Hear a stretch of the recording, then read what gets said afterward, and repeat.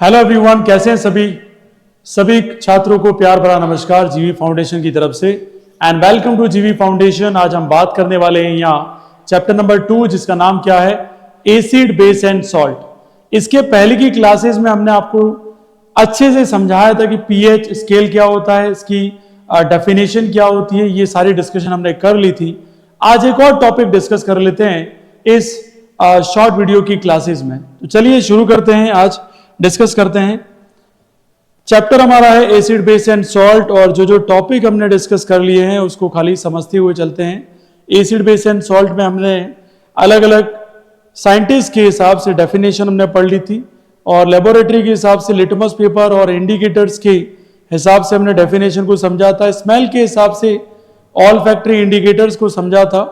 हमने reaction of acid base and salt with metal को भी समझ लिया था, और reaction of metal carbonate with bicarbonate with acid को भी हमने अंडरस्टैंड कर लिया था।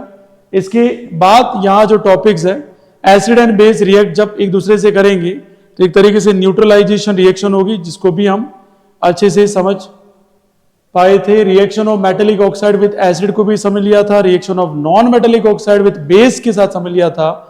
Acid and base in water में क्या होगा, इसकी भी डिस्कशन हमने कर ली थी, और पीएच स्केल को कल ही डिस्कस किया था। यूनिवर्सल इंडिकेटर का भी डिस्कशन कर लिया था। आज हम बात करेंगे जो टॉपिक हमारे सामने है जिसका नाम है importance of pH in everyday life.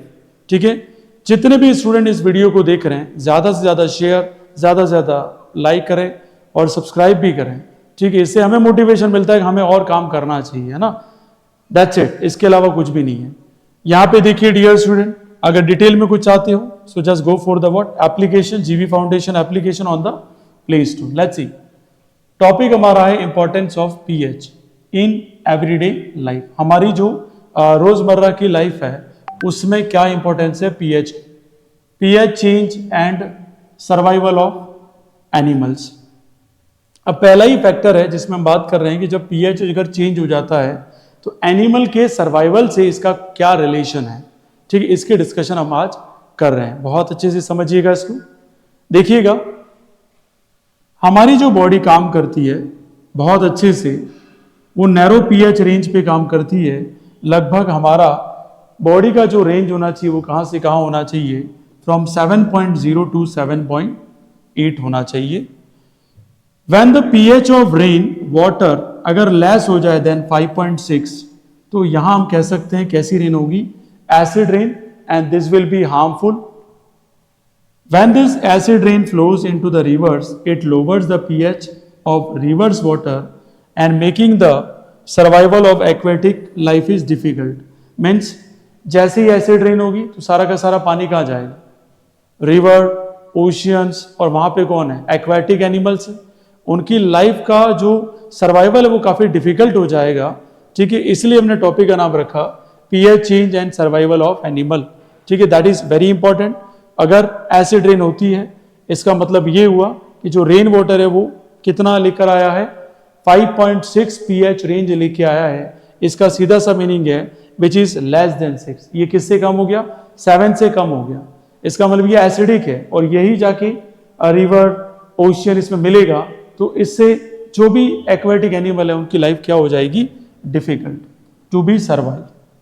अब बात करते हैं हमारे डाइजेस्टिव सिस्टम से क्या रिलेशन है इस पीएच का, उसको बहुत अच्छे से समझिएगा ऑल माय डियर स्टूडेंट। ठीक है, pH in our digestive system, हमारे स्टोमक के अंदर HCl प्रोड्यूस होता है, जो हम सिंस 8th क्लास से पढ़ते आ रहे हैं, जो हमें हेल्प करता है किसमें, डाइजेशन ऑफ फूड में हमें हेल्प करता है बिना हार्म किए।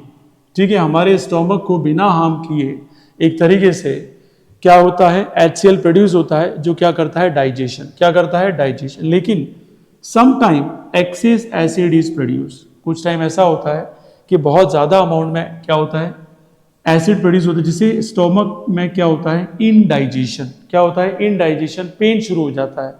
ठीक है, and to get rid of this pain base called antacid आपको यूज करना चाहिए। ठीक है, ध्यान रखना, ये क्वेश्चन भी पूछा गया है कि अगर हमारे स्टोमक में एक्सेस एसिड प्रोड्यूस हो जाए जिसकी वजह से हमारे स्टोमक में इनडाइजेशन हो जाता है या पेन स्टार्ट हो जाता है। इससे रिलीफ के लिए हमें क्या यूज करना चाहिए? तो हमें बेस यूज करना चाहिए। उस बेस का नाम क्या है? आंट एसिड है डियर स्टूडेंट, ठीक है। आंट एसिड एक तरीके से ग्रुप ऑफ माइल्ड बेस है और जो रिएक्ट किससे करता है? विद एक्सिस एसिड से, और उसको करता है न्यूट्रलाइज। क्या करता है? न्यूट्रलाइज। फिर देखिएगा commonly used antacid magnesium hydroxide है। याद रखना, आपसे फॉर्मूला पूछ ले कि what is the formula of antacid, the formula is MgOH का whole twice milk of magnesia. Sodium bicarbonate भी यहां यूज करते हैं। दूसरा आंट एसिड कौन है? NaHCO3। ये दोनों ही याद रखना, that's very important for exam point of view.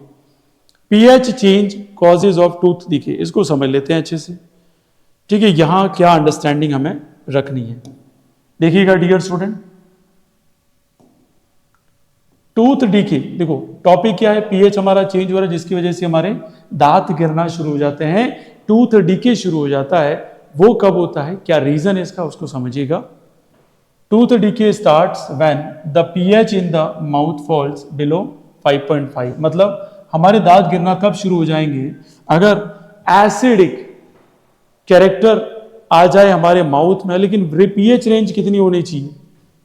Less than 5.5, ठीक है। 5.5 या इससे ऊपर है तो कोई प्रॉब्लम नहीं है, लेकिन उससे कम होना शुरू हुआ तो हमारे जो टीथ है वो धीरे धीरे उनका फॉल डाउन शुरू हो जाएगा। तो tooth enamel is made up of, किसका बना होता है? कैल्शियम फॉस्फेट का बना होता है। ध्यान रखना कि जो हमारे टूथ इनेमल, ये भी क्वेश्चन पूछा हुआ है कि टूथ इनेमल किसका बना होता है? कैल्शियम फॉस्फेट का। वो एक तरीके से हार्डेस्ट सब्सटेंस है हमारी बॉडी का। तो ये भी सीधा सीधा आपसे क्वेश्चन पूछा जा सकता है, name the hardest substance in our body. तो answer is tooth enamel. And second question ये पूछा जा सकता है कि ये बना किसका होता है? The answer is calcium phosphate. ये एक तरीके से इनसॉल्युबल होता है वाटर में, but gets corroded when the pH हमारे माउथ में 5.5 से क्या हो जाता है? कम हो जाता है। तो ये एक तरीके से क्या हो जाएगा? वीक हो जाएगा, यहां से दांत थोड़े से गिरना शुरू हो जाएंगे।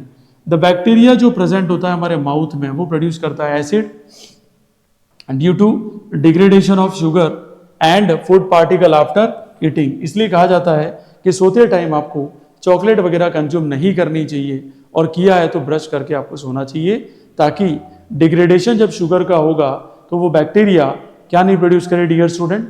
यहां पे एक एसिड प्रोड्यूस नहीं करे। हैंस जब भी हमें प्रिवेंट करना है टूथ डीके, ठीक है, तो mouth should be rinse after eating food and toothpaste which are basic should be use for cleaning teeth and neutralise the excess acid. अब ये आपको भी समझ में आ जाएगा हम रोज ब्रश क्यों करते हैं। इसलिए करते हैं क्योंकि हम जब सोते हैं तो ये जो बैक्टीरियाज हैं वो शुगर का डिग्रेडेशन करके एसिड प्रोड्यूस करते हैं, और जब हम सुबह टूथपेस्ट यूज करते हैं या नाइट को सोते टाइम जब टूथपेस्ट यूज करके ब्रश करते हैं, तो वो जो टूथपेस्ट है उसका नेचर बेसिक है। कैसा नेचर है? बेसिक। और उस बेसिक नेचर जब रिएक्शन करेगा एसिड के साथ तो हमारे जो माउथ का पूरा अंदर इनसाइड कैविटी वगैरह जो एरिया है उसको ये न्यूट्रलाइज कर देगा। चलिए आज की क्लास का ये last topic, soil of pH and plant growth, इसको समझते हैं बहुत अच्छे से। Soil of pH and plant growth. Most of the plant have a healthy growth when soil has a specific pH close to 7. याद रखना वो प्लांट बहुत हेल्दी होगा और ग्रोथ भी उसकी अच्छी होगी अगर उसका pH रेंज 7 के आसपास है, which should be neither alkaline nor highly acidic. Therefore compound, ये तो एक क्वेश्चंस का यहाँ पार्ट आ गया है, तो ध्यान रखना pH रेंज कितनी होनी चाहिए? 7 या 7 के आसपास। अगर इससे कम हुआ तो डेफिनेटली एसिडिक कैरेक्टर बढ़ जाएगा, फॉल डाउन होगा सबसे पहले लीफ का, एंड फाइनली द प्लांट की जो ग्रोथ है वो पूरी खत्म होती जाएगी। और याद रखना यहाँ जरूरी है कि सॉइल का भी न्यूट्रलिटी बनी रहनी चाहिए। कई बार आपने देखा होगा खेतों में इनफर्टाइल होने की वजह से जिप्सम को मिक्स करते हैं, तो ये भी एक क्वेश्चन बन सकता है कि सॉइल में इनफर्टिलिटी को कम करने के लिए किसको मिक्स करते हैं? तो जिप्सम को। ठीक है, तो आज के लिए इतना ही, मिलते हैं नेक्स्ट क्लास में एक और टॉपिक के साथ विद आपके एस के सर के साथ। चलिए आपका दिन शुभ रहे, क्लास इज ओवर।